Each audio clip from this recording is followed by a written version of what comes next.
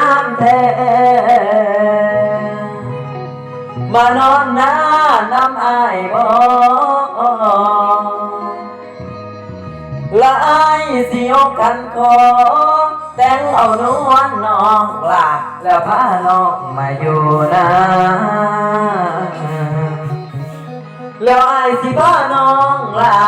ต้มไก่อยู่นะกินแล้วจึงสวนลงงมหอยอยู่ที่นอนนอนอาย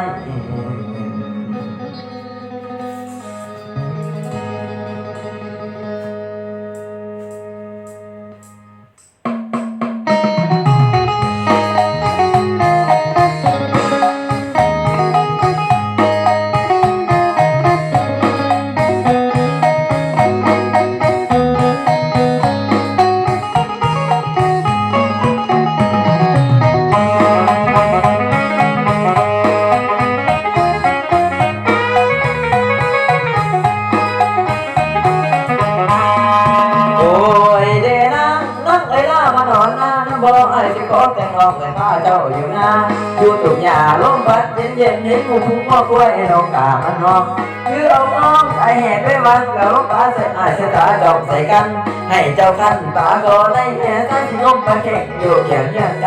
งมปลาได้สิฟ้างมหอยกองงมหอยหน้าไปก่อนละกันได้มาแง่แกงสดน้ำกินอยู่เที่ยงหน้าปีก็มาเลี้ยงกันน้ำกินกับน้องอยู่เมืองมันปวดสมอง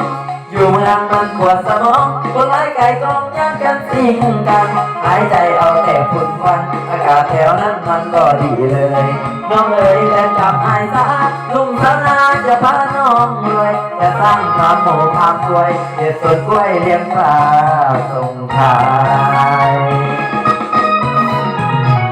ใครมาได้ซื่อๆทำในใจแต่มันเหลือเกิดแต่ก็น้องคนเดียวจึงอยากเกี่ยวแนวอุ่นเป็นเมียเสียกระดองเป็นแท่งนุ่งหนาบ่เคยยันตาวันเลยไงเป็นคนเฮ็ดเก่งเฮ็ดหน้าสู้วันเฮ็ดเองแ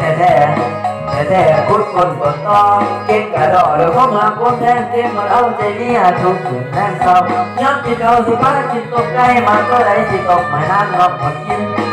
แล้วเฮาสิคอยร่วมกันกินอิ่มแล้วเฮาสิคอยร่วมกันยอมอันไหนถึงหน้าก็มวนใจได้เนาะก็มวนใจได้เนาะ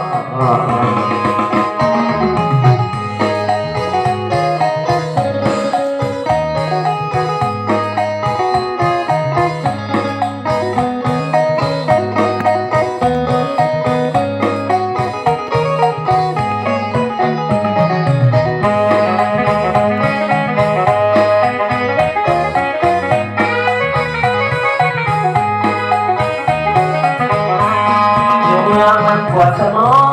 อยู่เมืองมันปวดสมองก็ไล่ใจกองยากกันสิ่งกันหายใจเอาแต่ฝุ่นควันอากาศแถวนั้นมันก็ดีเลยน้องเอ๋ยแดงกับไอ้สาลุงสาวนาจะพาน้องด้วยจะสร้างความโมกความกล้วยจะสวนกล้วยเลี้ยงปลาส่งขาย